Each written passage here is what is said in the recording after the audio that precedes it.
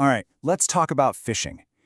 It's basically digital con artistry, and it costs companies billions.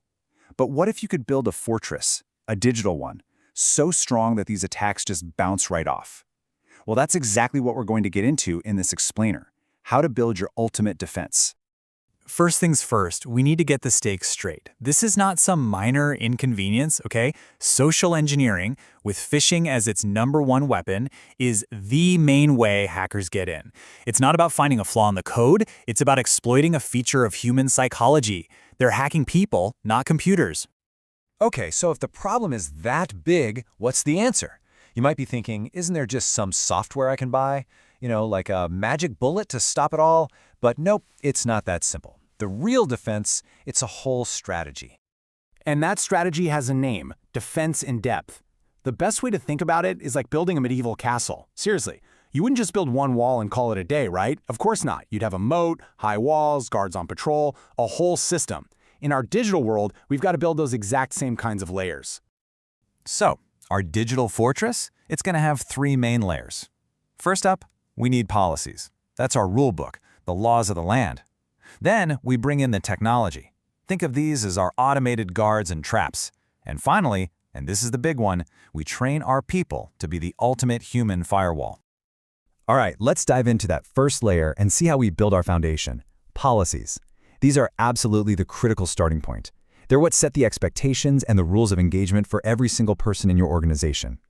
And the cornerstone of all this is the Acceptable Use Policy, or AUP. You've probably signed one of these before. But here's the thing. Most companies have one, but a lot of them are super outdated. A modern AUP has got to talk about phishing. It's just not optional anymore. So, the key here is to be super explicit. Your policy has to spell out what phishing even is, a con to get information. It's got to have a CEO fraud rule. Basically, if you get a weird email asking for a wire transfer, you have to verbally confirm it. No exceptions. And maybe most importantly, you have to create a culture where people aren't scared to report a phish they received or even clicked on. All this needs to be backed up by a clear plan for what to do when, inevitably, someone gets phished.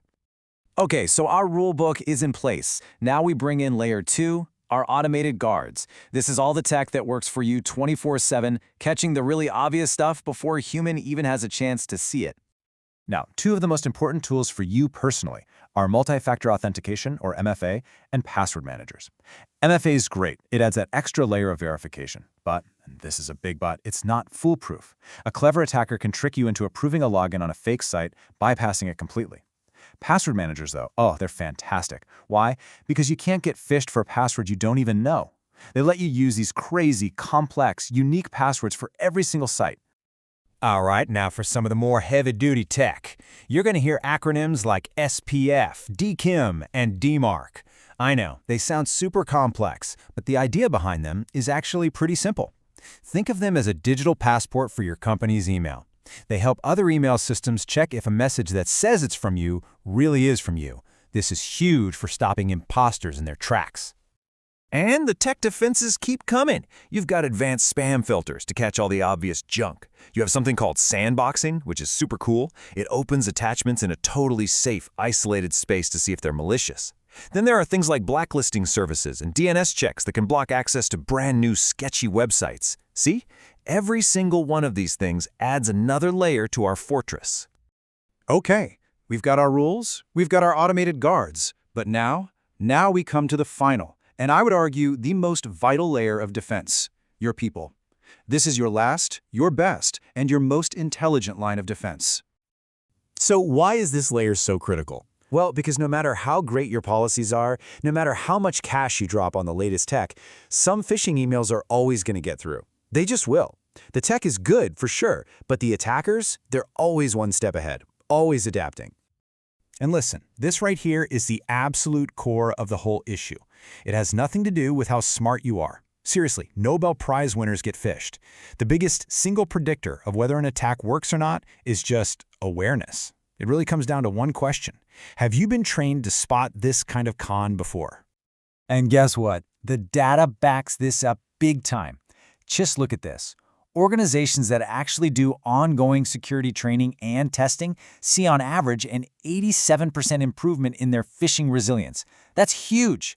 You're literally transforming your employees from potential victims into a powerful collective shield. So, how does this effective training actually work? Well, it's a continuous cycle. First, you do a baseline test to see just how phish-prone everyone is. Then, you train them up with stuff like videos, games, whatever works. After that, you phish them yourself with safe, simulated attacks.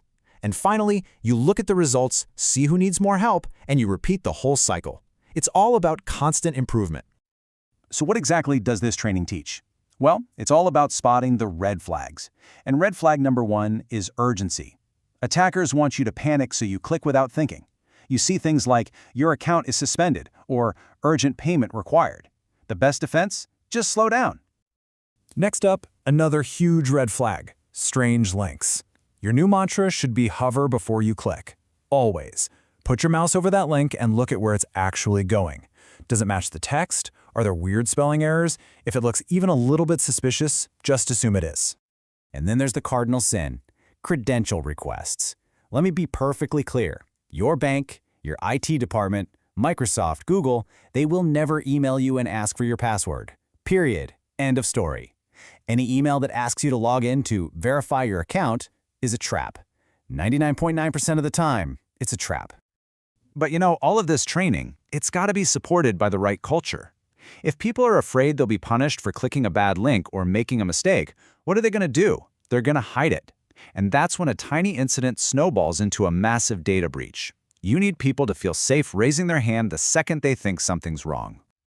So, there you have it. You've built your fortress with policies and technology. The walls are up, the moat is dug, but the real question is, have you trained the guards? Because at the end of the day, a strong fortress is useless without a vigilant and prepared human firewall standing watch.